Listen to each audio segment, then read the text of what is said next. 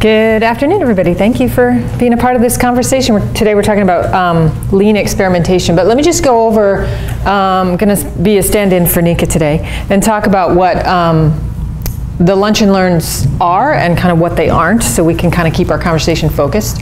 So a lunch and learn, as I said before, is a dynamic learning environment for practitioners. So what it is we want to create a space for people to bring new ideas, maybe crazy ideas, and present them in about 20 minutes. And then we'll spend the rest of the hour grappling with the ideas, but specifically from the standpoint of your active ministry or research setting, or what you've experienced in the past. So that's what the conversation is going to focus around. And we want to avoid just a couple things. One of them is this space is really not the place for critiquing the speaker's performance as a speaker, because we want to make it a setting where anyone and everyone can feel free to bring those new ideas and have them tossed around. And then we also want to just avoid entering into sort of theoretical only kinds of conversations like, oh, how does this relate to the article I read the other day that presented similar ideas? Those kinds of things. Those are awesome conversations, and if you have those kinds of things buzzing around in your mind, I would recommend that you just write them down, and we could, you know, touch base offline about that. But this space here is meant to be sort of sacrosanct for grounding the conversation in your own ministry and research experience. So, you know, it could easily be called Lunch and Learn for Practitioners, because that's what we're here to do. So, great. So, here we are to talk about lean experimentation. And why is it that I want to talk about lean? Well, as we know, the EGC motto is Learn, Connect, Equip. And lean is just one framework, there are others, for learning with some level of connecting with the people that we're working with and seeking to support in these kind of short iterations. So I thought it was something that's worth considering here as a possible framework for learning by connecting. Also, according to Tim Hartford, who's just an economics writer, he says that people arrive at workable new ideas the fastest by educated trial and error. Because he says that people are quicker at judging whether or not something is working, and maybe why, than they are at predicting what will work. And he calls that sort of trying to predict what will work ahead of time the God complex approach, which is sort of a not so subtle way of reminding us that we're really not designed to innovate in that way, to kind of have this omniscient foreknowledge and then mastermind something without any feedback. So lean is also a framework for that sort of cycles of trying and failing and learning, and then retooling and trialing and failing in a way that minimizes wasted time, wasted planning, wasted resources. So that's also something worth considering here. Now, just to be clear, in thinking about this sort of perspective and masterminding kind of God complex approach, I'm not suggesting that we abandon systems thinking, right? Or, you know, not trying to understand the larger system so we can find leverage points. But what I am talking about is when we get to the nuts and bolts of the innovation process, once we've found that leverage point, we're going to be much more efficient at trying something reasonable, possibly failing, learning from it, and iterating that way. Then we're going to be at predicting what's going to be the most efficient solution in that leverage point space, and lean can help us to stay focused on that. So as I said, lean experimentation is just one of a group of what's known as rapid experimentation methodologies that are pretty much at this point par for the course in the for-profit sector. It's still growing in the nonprofit and social sector, and there are some reasons for that. There's some hurdles that have to be overcome, and we're going to talk about some of those hurdles later. But just as we get into this, I'd like to just tell you about the perspective that I'm coming from. I'm just a student, you know, of this, right? So I'm just learning about it now. And so, but I'm excited to discuss with you about it. But this material came from a really great webinar that I attended, and then some reading that I've been doing. So that's the perspective that I'm coming from. And I'm excited to talk about how it may coincide with EGC's basic philosophy of learn, connect, equip.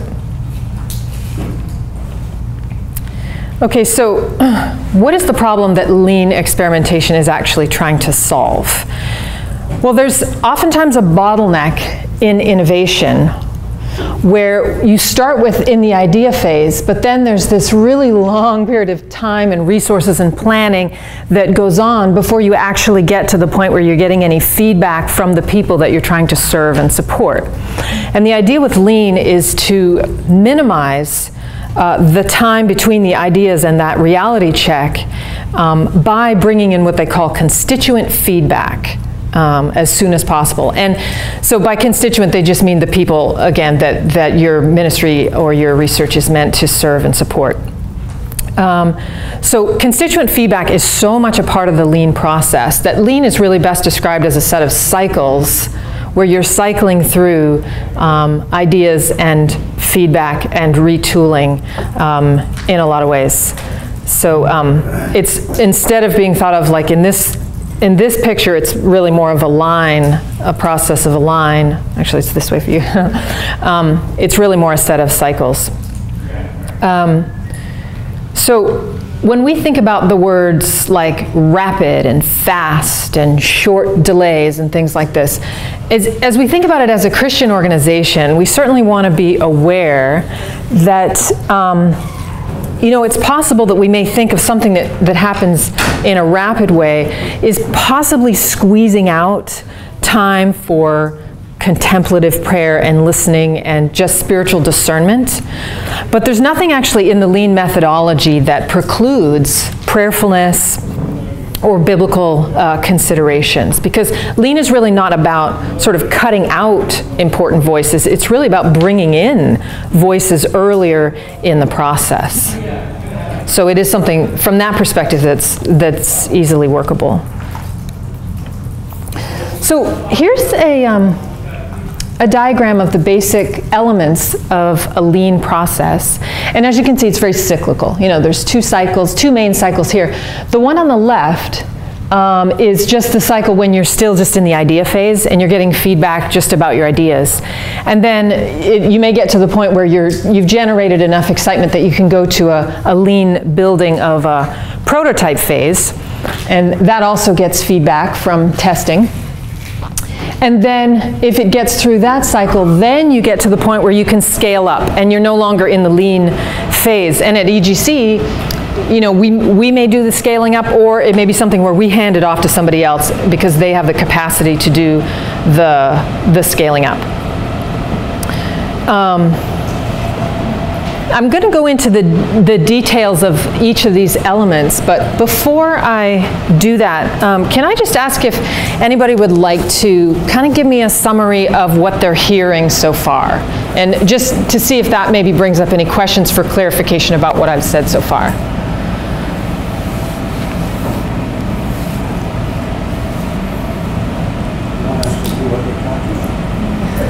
Yeah, so what have I said so far? What are you hearing?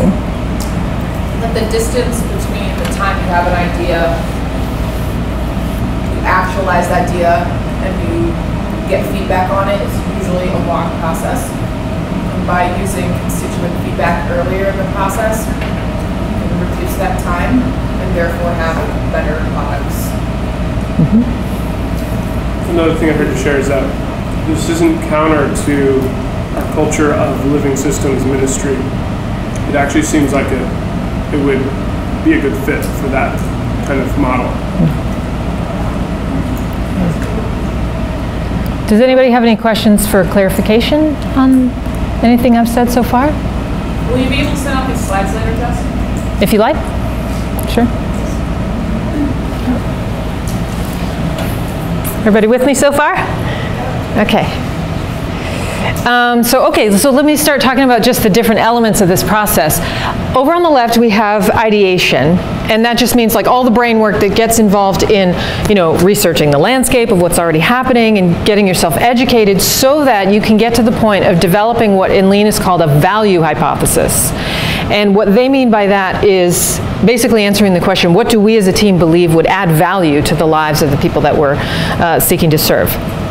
And so ideation is partly forming that value hypothesis together, and then it's looking at concrete proposals for actually addressing that value hypothesis, and then honing those ideas around what your group's unique mission and sense of call is, vis-a-vis, you know, what's already happening in the field. And that ideation process should happen somewhere on the order of days, not like weeks or months, because before you get too far, you want to move immediately into the constituent discovery process there. And ideally, it'd be great if you could even have somebody from that constituent population involved in some parts of the ideation process. That would be fabulous. But as soon as possible, you want to move into constituent discovery. And what that basically looks like is you would give the people that represent that population your value hypothesis and some of your concrete proposals for how to address that. And you just simply ask the question, is this something you would want? Is this something you would want to be a part of? And this is really a key moment in Lean, because this is the point at which we're really testing our tolerance for being surprised by the on-the-ground data and what we're going to do with that feedback once we have it. So it's really actually kind of a mercy to keep that ideation process as brief as possible, because you don't want to get too attached to a vision of a possibly problematic solution to a possibly totally imaginary concept or concern or priority. So Lean really places a high value on that constituent discovery as soon as possible, and then you're going to loop back in what you're hearing through this rethink, and you kind of stay in this loop until you reach a point where what you're hearing from the constituent discovery constitutes a level of excitement. And your team would decide what enough excitement looks like, but it would usually be something like, you know, more than half the people that you ask say that they're highly interested in what you're talking about in whatever program or whatever next thing that you're going to do, as opposed to just being somewhat interested or not very interested. And so once you've reached that level of excitement, you're able then to move into a building phase. And what you're going to build is something very specific called a minimum viable product, which they just call MVP. And the minimum viable product is designed to test one and only one thing. And that one thing is not how much do people like my idea or you know, how clever do they think that it is, which is always fabulous, but it's not actually what you design the MVP to test. The MVP is supposed to be the minimal prototype that can test your riskiest hypothesis. And in the for-profit sector, it's sometimes a little easier to define riskiest hypothesis. It's usually some version of, can we build this reliably at a price they will pay, right? It's really the sort of rubber meets the road, what is it going to take to make this idea workable in the real world? That's the riskiest hypothesis there. And you may have more than one, but.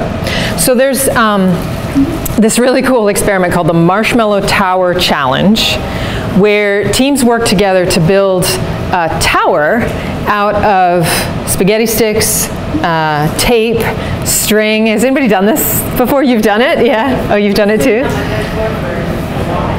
Yeah. That's cool. Yeah, so you're familiar with this thing, and as you know, the marshmallow has to be at the top. That's kind of the, and so here are a couple examples of marshmallow towers with the marshmallow at the top.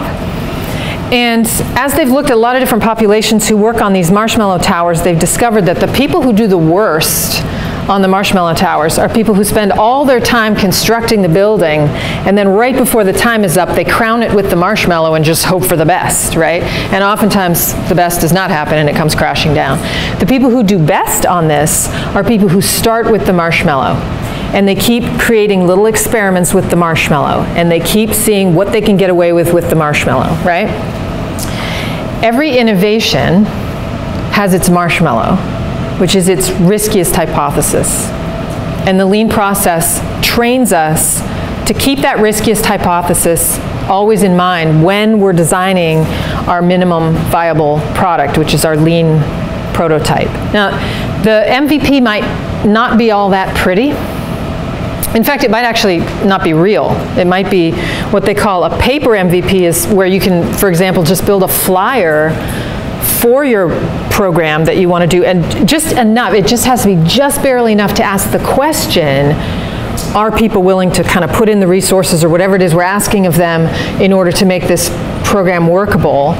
And you know, something like that, like a flyer as your paper MVP, that can be built in a day, you know, and then you start testing just with that product to answer questions like, you know, are people going to sign up for this because they think it's interesting, and are they willing to put in what's required to make it happen? And again, this is another crucial moment in Lean, because, you know, Lean really tests our mettle, because it tests our willingness to be humble, that we don't have all the answers, perspective. It tests our willingness to be surprised after we've already gone through some cycles and everything, to even at that point be surprised by what we're hearing, and surprised that, you know, there's perhaps a fatal flaw that we couldn't have anticipated. And it really tests our willingness to be on the ground data driven, as opposed to sort of our masterminding driven. So then, based on the results of the testing, you have 3 different ways of responding.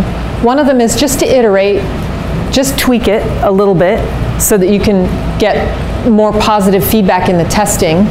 And then once you get to the point where there's enough excitement there, you're getting enough people that are validating that riskiest hypothesis for you, then you can move up into scaling.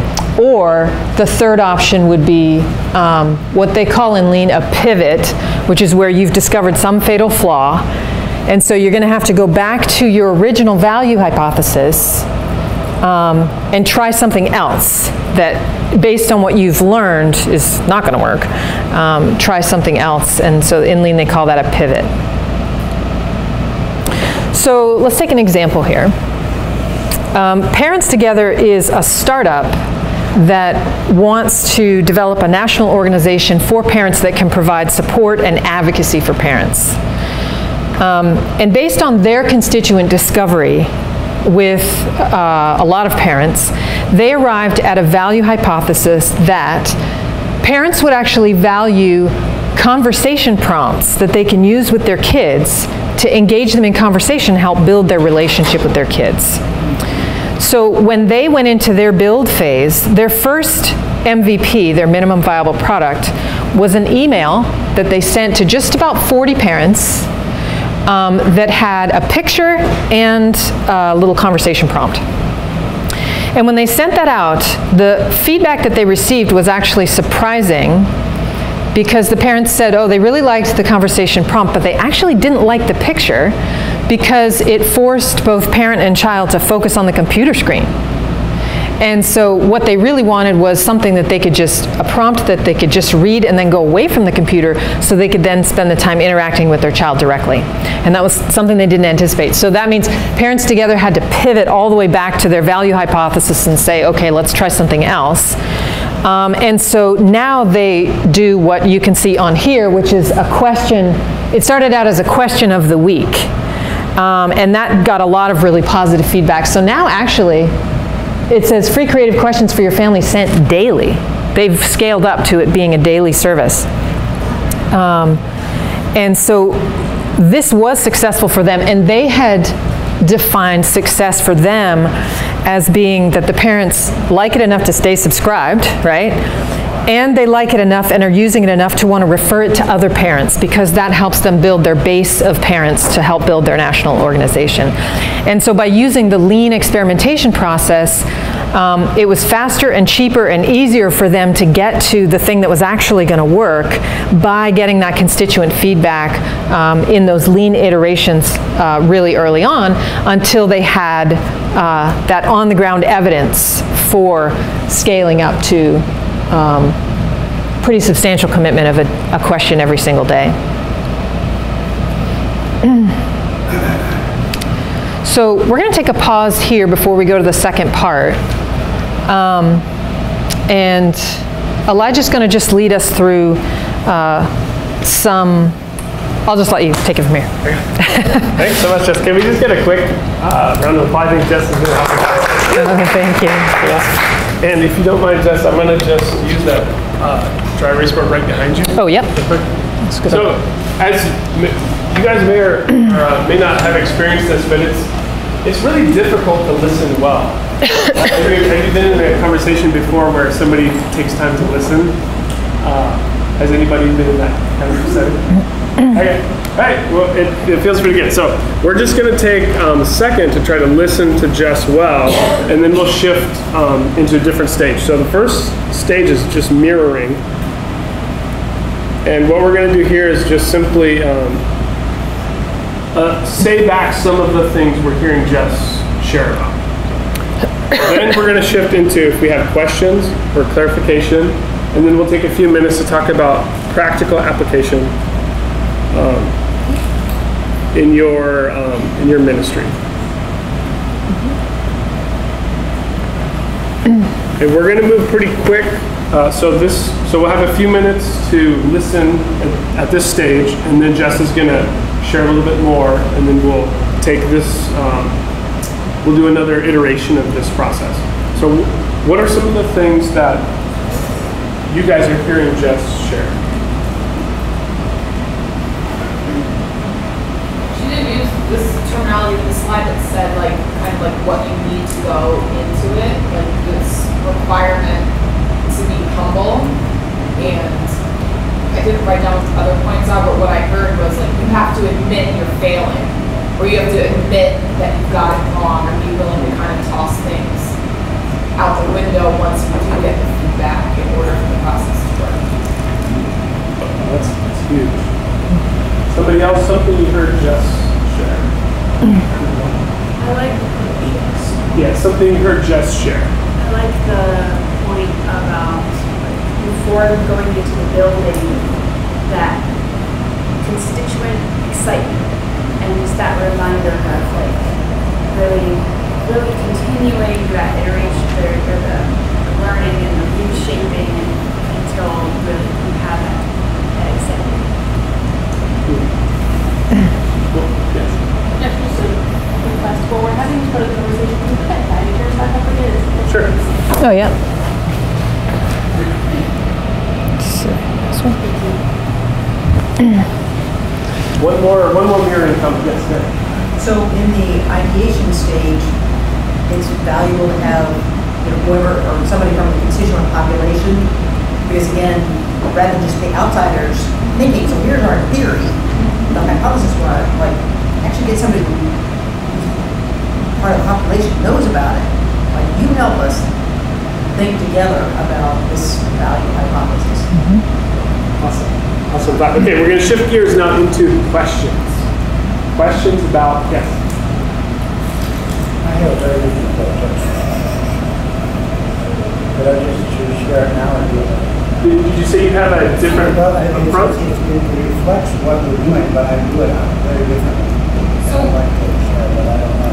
That fits now or later. That might fit better. usually for the lunch and learns, the questions we ask at this stage are questions to clarify the concepts that Jess is talking about.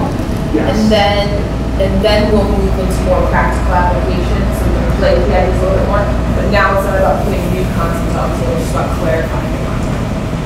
And we can we'll probably end up parking lot your question at the end, but we want, it doesn't mean it's not valuable, it's just we want to focus in on the particular subject. Go ahead. Jess, can you very briefly explain to me again what the difference is between when you go to scaling and then when you pivot and go to ideation? Like I got the testing and then we moved to responding and you kind of lost me a little bit there. I just wanted more clarity. Okay, yep. So based on the results of the testing, there's really 3 different ways you can go with it based on how the responses came up. So if basically there's sort of excitement, but there needs to be some sort of subtle changes in order to really make it workable, you're just going to iterate back into building something slightly different, okay, and then testing it again. If you're to the point where there's enough excitement about what you found in the testing, then you're ready for scaling up. Is that clear so far? Yeah. Now the pivot is what happens when, because of the results of the testing, you're seeing a fatal flaw in your design. that makes it so that it's not going to be enough to just try to it's not going to be enough to just try and tweak it. You actually have to kind of, with this experience with the pictures, they had to retool because the main thing that they were offering was pictures, and that was a kind of a fatal design flaw that wasn't actually going to work for the parents. So if they have to retool and try something else that also supports their value hypothesis, that's when they have to pivot all the way back and kind of just start from the drawing board again, but with that value hypothesis still intact. Yeah. Okay, you guys are listening so well and asking great questions. We have a few minutes where we want to focus on application to your ministry, and then Jess is going to do her second session. So we have about 2 or 3 minutes. Where do you see application to your ministry? And what we're looking for is, ideally, it is specific examples coming from your work. I think what Ramesh and Shiva are doing in India is a good example of this. They went with an ideation and analysis that there needed to be a curriculum for the Bible school.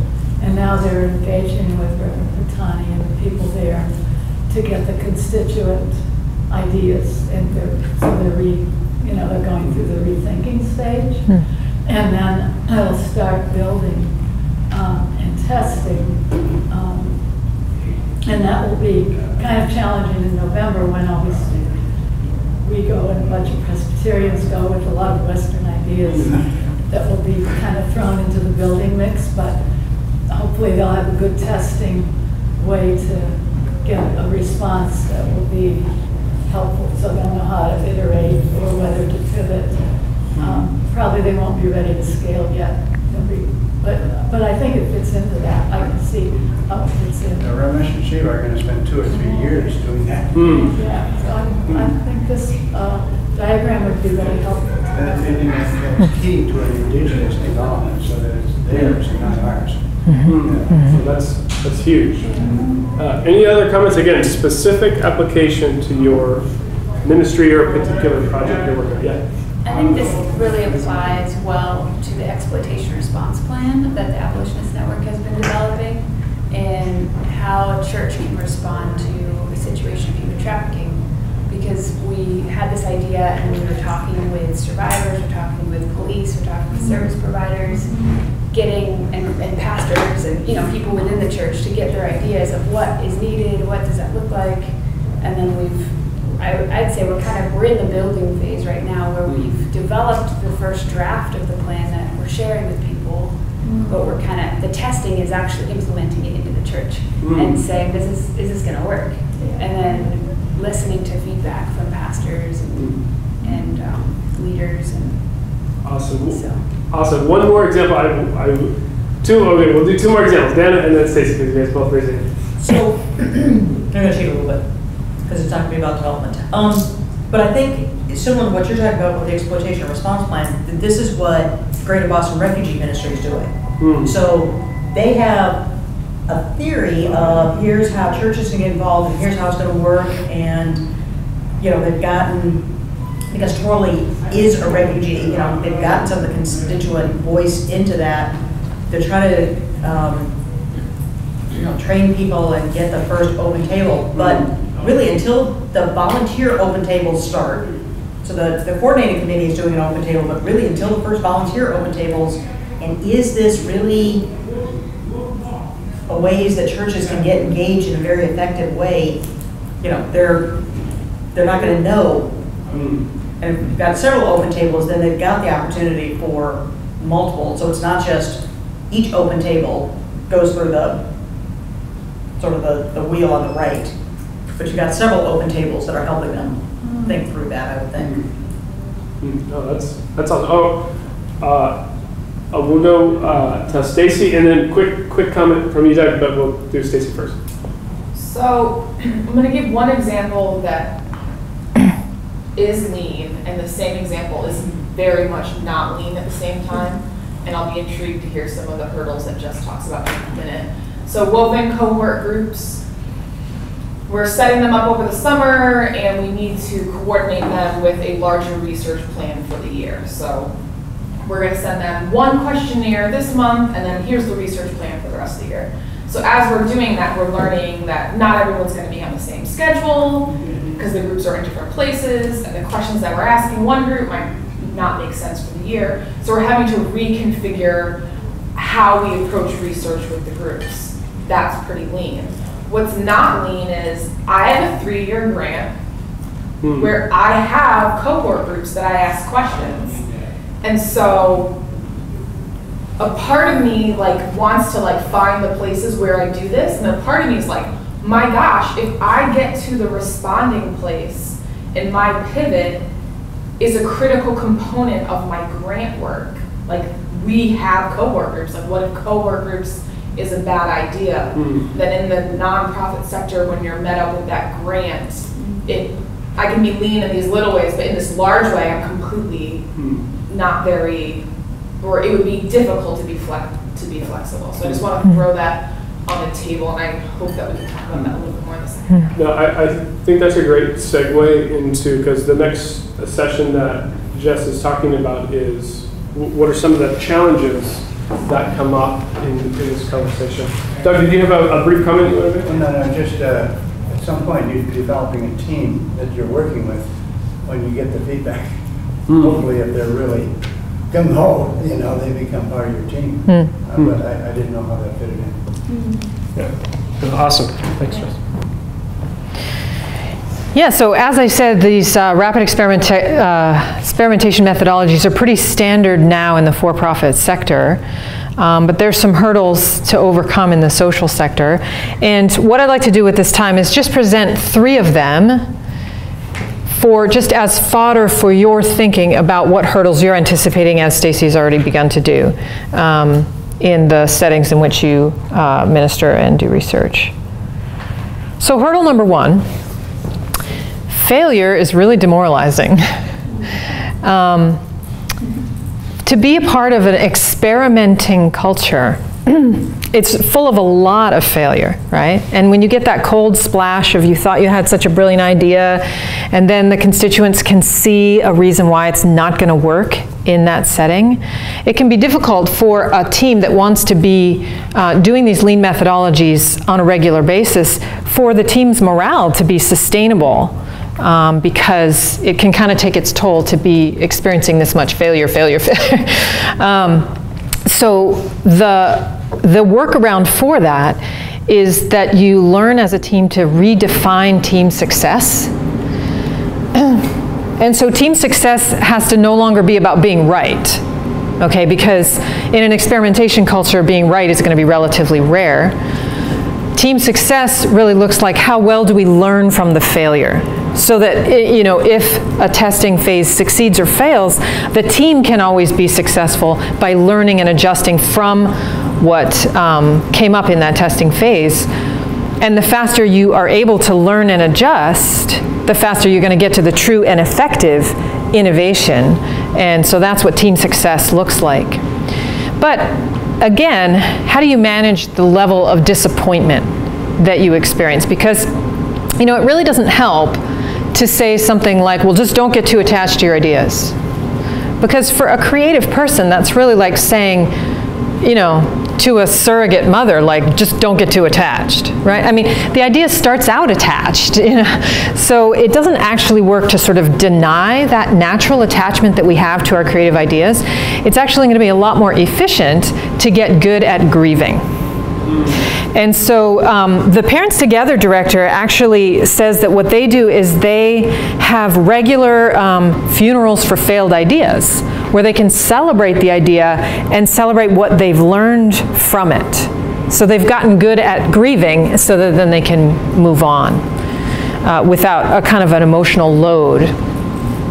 The other thing he suggests is that you create a culture of shared ownership over the successes, so that everybody on the team can feel free to try things and fail and adjust from that, because they know they're going to enjoy being a part of once an idea ultimately succeeds. And everybody gets to share, you know, in the, gets to own that success as part of that team. So that's hurdle number 1, dealing with the level of failure that you have to encounter.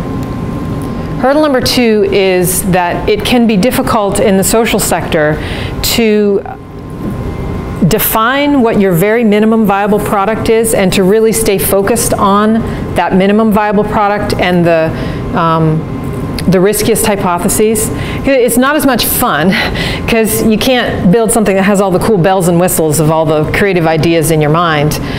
So it can be a bit of a discipline to learn to define what your minimum viable product really is so that you're spending the least amount of time and planning and resources to make that minimum viable product before you're getting the feedback, and to really know what it looks like to define your riskiest hypotheses for your group. And then you just have to sort of be disciplined to really focus on that so that then you can get to the fun part, which is when you scale up and do all the bells and whistles. So that's a second hurdle. And then a third hurdle is, what are the incentives for the constituents to want to be part of this process? So for example, if we wanted to start a new program for church planters, we all know that church planters are just up to their necks busy, right? What is it that we're offering them that they would be willing to give their time and their thoughts and everything to be part of our little testing process? One idea that came from the Innovation Lab director at the National Domestic Workers Alliance is, she says that when you apply for funding, you reach out to places that are specifically open to funding innovation. Because places that are open to funding innovation are going to be open to the idea that funding incentives for that constituent feedback is ultimately going to be cheaper in the long run. Because you're going to be getting, the corrective measures happening as early as possible, instead of trying to build a program without that constituent feedback and running the risk of having to pivot way late in the process, right?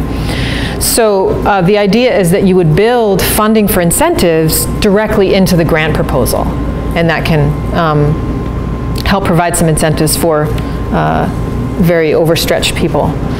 A second idea is that, and this is something that does happen in the Woven Initiative, is that you design feedback environments, or you reach out to people in feedback environments that are already beneficial to them in other ways, right? So with the Woven, there's these cohort groups. The women are already meeting to provide, connection and support and all of that. That's something they want to be a part of anyway. And then they've agreed to give some feedback in that setting. Or with the larger consultation, it's this great event where women from all over Boston can come and connect and be with. It's something they want to be a part of anyway. And then, you can be asking for the feedback that you need in that environment that you've created, that the environment itself is a benefit to people. Yeah. So I'll just close with this Winston Churchill quote: "Success is not final, failure is not fatal. It's the courage to continue that counts." Okay. Okay.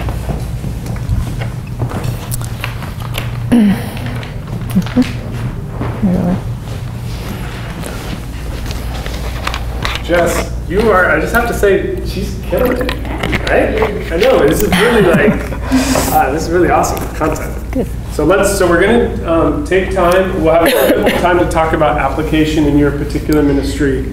But first I want to take a few minutes to mirror. What are you guys hearing her share, specifically in this section? Redefine success. You're creating a safe environment for feedback. Yes, yes. That's mirror. Yes. I don't know. It's probably in the question mark part, but what does this say about outcomes? Yeah, don't forget that question. So it's not mirroring yet, but write that down, because we want to. We'll adjust that at some point. Again, what are you hearing Jess share from this session? I think you're getting creating an environment where the feedback is given, and in the process there is a benefit, already for the person. They don't have to wait until they get a benefit, but they're in the middle of it. They're getting benefit for giving feedback. Yes, yes, that's awesome. Okay, one more comment around mirroring. What have you heard Jess share in this session? It's all very realistic hurdles, demoralizing, it's not fun, you know. It helps you get past the difficulties and find ways to overcome them. No, I mean just that I find that to have the feedback when things go wrong is to know that they can go wrong. To start with that idea and then and notice them when they happen. Starting with the idea that we can mess up doesn't keep you from doing things, it enables you, because now you're going to notice when they go wrong. And that to me is a very critical process. You really teach that this thing can go wrong from the very start, and then notice when it does. Thanks for coming. Okay, we're going to shift gears into questions, specific questions about this part of her presentation. So questions about what are some of the challenges to implementing Lean? Yes. This sort of relates to what Stacy was saying too, that how would the obstacle of the way funding is structured fit into any one of these three obstacles? In other words, funders, might have a structure to the funding or the grant that is an obstacle. I'm not sure where it fits in your three things. So. Yeah, no, that was actually another one that I didn't put on here. One of the hurdles that can happen is that when you're dealing with a more complex organization that does have a kind of funding structure, that can pose some limitations. And the wisdom that came from, again, the woman from the National Domestic Workers Alliance, they have a Fair Care Labs kind of separate section, and she suggests actually having a separate division devoted to innovation, because then it can be something where you're reaching out for grants that are specific for innovation, and they can be sort of structured that way. Now, if you're already dealing with, a grant for 3 years for something specific, then it may be something where, you would have to either reach out for different funding specifically for innovation, so that you can be doing some of this constituent feedback, or I don't know, I'm not involved in this process at all, but how often it is that you go back to them and say, what would you think of our adjusting it in these ways, so that we can, and to show them the numbers of, it's actually going to be cheaper in the long run for us to do this. That could, but that is a serious hurdle in the social sector, because a lot of stuff, they say that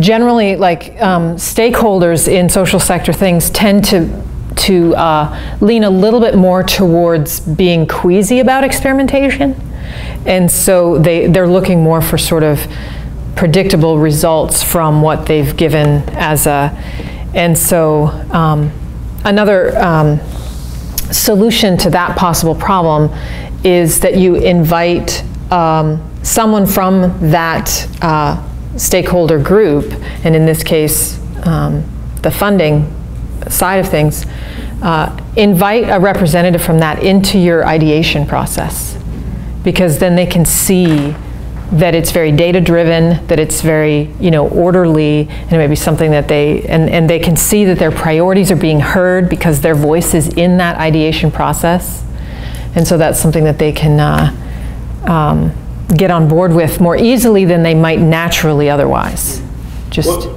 Yeah. Thank you so much, Jess, for your. Somebody else have questions? I have some more questions. Okay, we'll do 2 more questions. Okay, so Megan, and then Stacey will have the last question, because we want to take the last segment of time to talk about practical application. So, yep.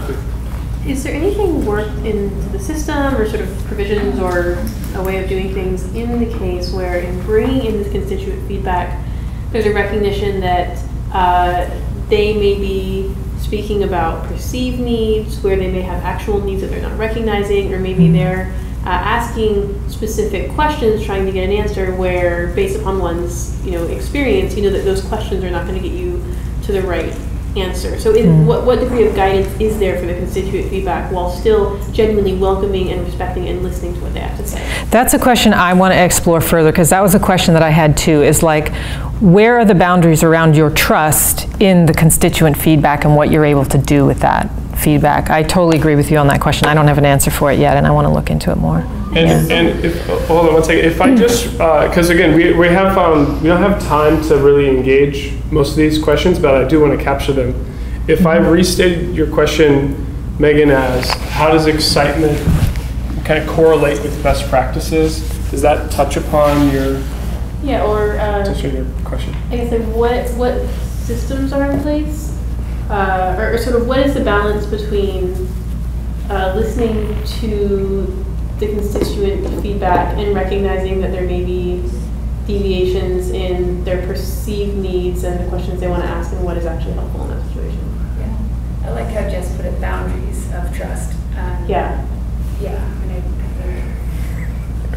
Or how do you align your constituents' expectations with the research parties' goals?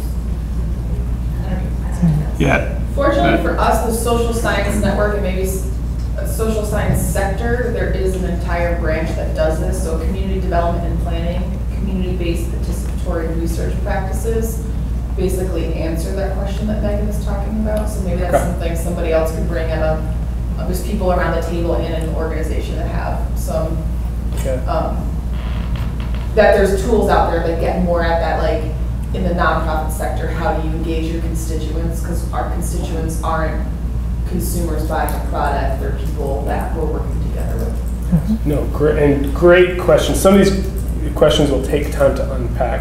And that's, this format is really to engage new content, listen to it, and see how it fits to some practical application to our ministry. Stacey, you have one last question. Sure. So Jess, you can just say pass on the question, but in anything that you read, was there any time that people just, when they went into their first iteration, they just scrapped everything? So, for example, with that parent thing that sent a question and a picture, they were able to readapt and go back to the ideation phase with no picture. But if parents had said, we don't like the questions or the pictures or what you're doing to help us get engaged in our kids, did you read anything about thresholds of like going back into the cycle versus like when to call it quits? Well, my understanding of it is that the value hypothesis is formed with constituent feedback, so you're never going to get to the build phase until there's clearly excitement around the value hypothesis itself. So when you pivot back out of a build phase, you're going back to a value hypothesis that's already been validated. Nice. Okay, thanks for that clarification. And then we have about 8 more minutes, but we wanted to take the last section of time to talk about what would it take to make Lean work specifically at EGC, specifically kind of chewing on specific examples from your ministries. Yes. Yeah, I was thinking a good example. Hold on one second, Rudy, then you. I had a good example of a revival, product or whatever. MVP. Yeah, it was like the church directory, like Steve, Sarah Chung, and I have been working on it. So, we only had a somewhat limited budget, but we worked through it and we put something up there, and then we're getting iterative feedback. Like, okay, people are trying a little bit and saying, oh, well, the search isn't producing what I thought it would, so we're getting feedback, and then it's not in that we'll kind of add the bells and whistles eventually, but we throw it out there, get feedback, and it works, but it's kind of like MVR, MVP. Okay. So you're in that kind of where it goes to testing and then it just iterates back through, because you're not going to like scrap the whole thing and start all over from something else. You're still in the building and testing and Right. thinking, yeah. Thanks for your comment. Well, I had something at the beginning. You said I could say at the end. Is that going to still be possible or not? So our hope for this session is to focus, to not be taking too much time on the theoretical, but to have specific examples. So I have a lot of specific examples, but it works, uses this thing, but in a different way, actually. And it's been extremely successful for me. Yeah, so I'd love to hear a comment. I may push you if you take too much time, just because I want some other examples to come to the table. Please share. Want me to do it? Oh, yes. Oh, I start the process of getting feedback from people before the idea is there. And I'll talk with people like I've done this many times, how we started work with starting human. You know, we got lots of information from people who wanted to start a human, and tons of it, you know.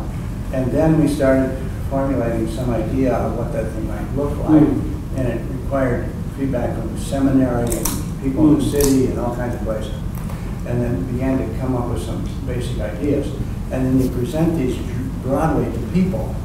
And then the idea for the thing comes from them, not from you. Yes. And then you're doing what they have come up with. And you know, some people say, you know, Doug, you lead a lot of people that don't know they're being led. Well, you know, but and actually it works that way. You know, you start with their thing, and then out of that you come up with an idea, which already has gotten, you know, good grassroots stuff. And then the idea comes, and then you present the idea, you know, broadly to the people who gave you all the feedback that produced the idea, and then, but you don't present it as a thing to do.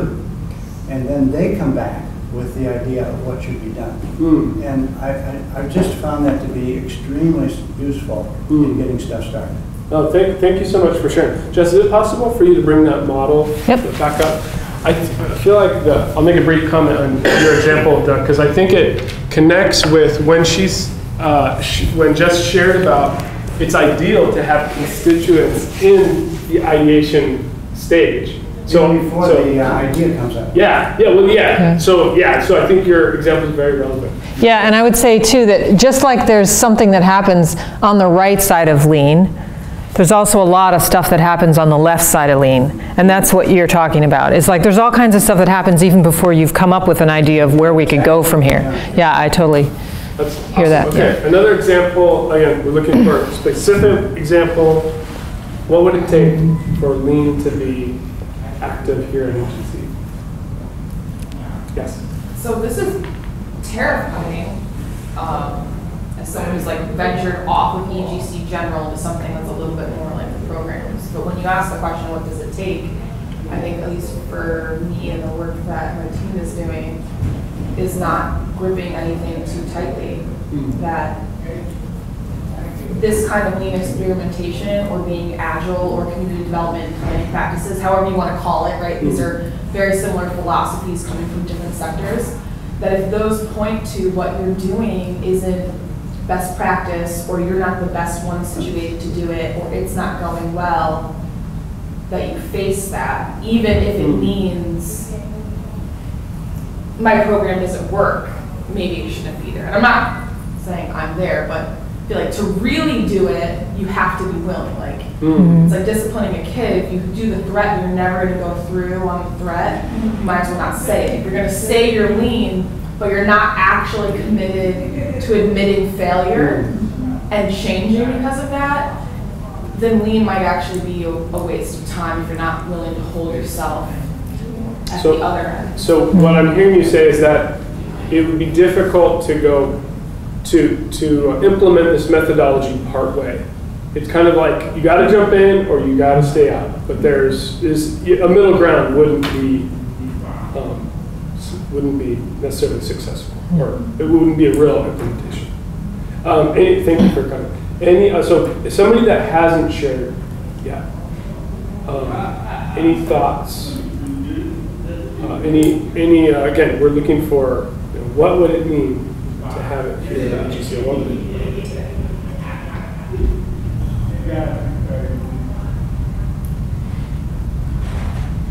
One project we've done for the last 8 or 9 years is a fundraiser, and I think it would be fun to see people who come to the fundraiser multiple times be a part of the brainstorming process to see what would make another successful event. Yes. That's cool. Yes, I think it's great. Any other? We'll have time for one more comment, application.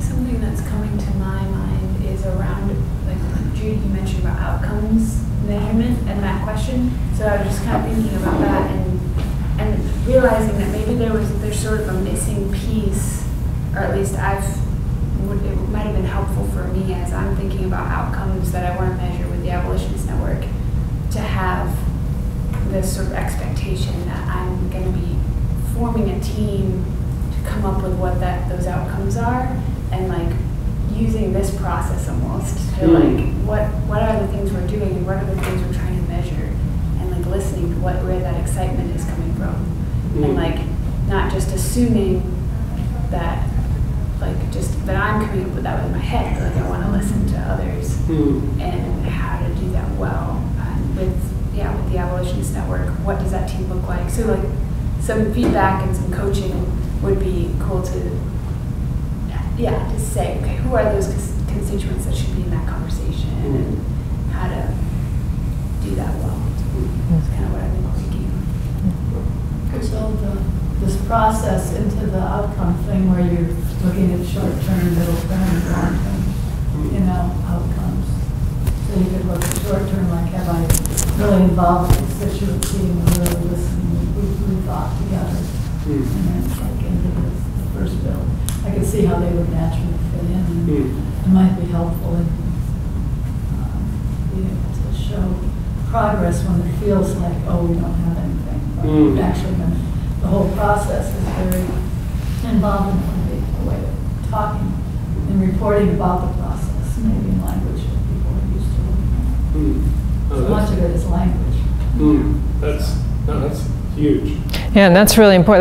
That was another suggestion from one of the people offering wisdom about how to kind of work with people who, like an organization that may need to shift a little bit towards this way of thinking, is the language is so important to use words like experiment and pilot and lab and things like that, that give people it cues people to thinking that trying and failing is just a natural part of what you're doing. Yeah. Awesome. So we are out of time, but I just wanted to give a minute for Jess to have, if you had any closing comments you'd like to make. No, I think that we've covered this pretty well. Thank you, everybody, for being a part of this. This is really interesting. Cool. Yeah. Cool. Thank you. And thank you. One more round of applause for Jess. Awesome presentation. So thank you. And Jess, we want these slides. We should just email you directly. Yeah, Jay Mason.